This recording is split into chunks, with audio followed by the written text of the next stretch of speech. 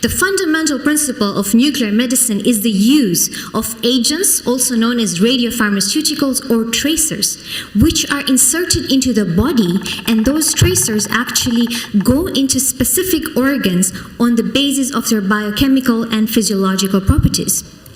So what it does is that it's a multidisciplinary field that studies the physiological processes and non-invasively diagnose, stage, and also treat diseases.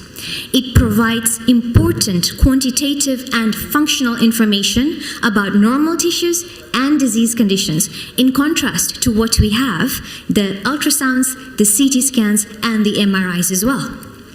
Now, I have used the term tracer and radionuclides, but what is it? In short, this can be a single radionuclide alone, such as the iodine-131 everybody knows about, or a carrier molecule, an 18-FDG very commonly used in PET scans, or it could be a molecule that is attached to a drug, a protein, or a tissue, and then when introduced into the body, it helps with diagnosis, staging, restaging of the disease, evaluation of the disease progression, and also the assessment to therapy. Now, what are the common scans that we do in oncology? We have the PET scans, we have the bone scans, we have the thyroid scans, we have the multi-gated acquisition scans, and gallium scans. And I'm going to take you through these scans, 10 seconds max each scan. A bone scan. A bone scan looks at all the bones in the body, and they actually localize where the bone cancer has spread, so where the bone lesions are.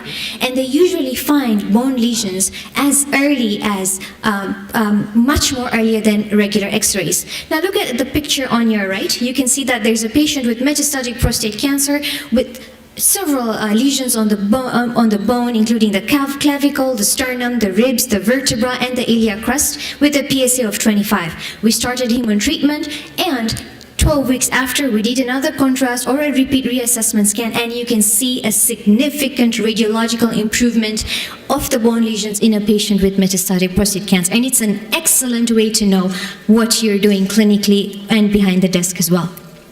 PET scans. We all know what PET scans are. They use a radioactive sugar, and that sugar is taken into different amounts of the body depending on the amount of the cells or the fast-growing cells that are in the system. Very useful in oncology conditions and cardiovascular conditions. Do our patients at Aga Khan Hospital get PET scans? Yes, they do. We actually send our patients to our sister hospital at the Aga Khan University, Nairobi. We take an extra step. The patient is booked from our radiology. After that booking is made, the patient is informed, the patient travels, gets the scan, and comes back home the next day. And I guarantee you that this is the most financially effective method of getting a PET scan compared to traveling way abroad, away from East Africa. Thyroid scans.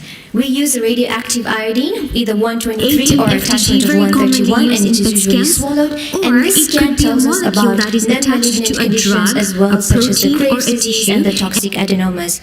And we also have the radioactive iodine, famously known as RAI, that also treats thyroid cancer.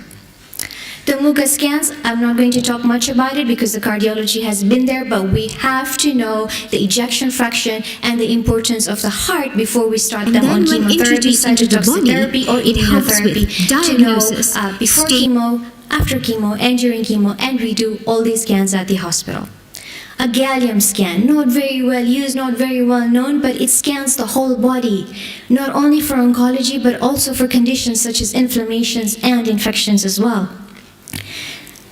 Alright, but nuclear medicine is so vast and there's so much happening about it. I'm not going to go into all of this. I will tell you in 10 seconds that medicine is so advanced, especially in nuclear medicine, that now we are using newer radionuclides and receptors in diagnosis in conditions such as brain lesions,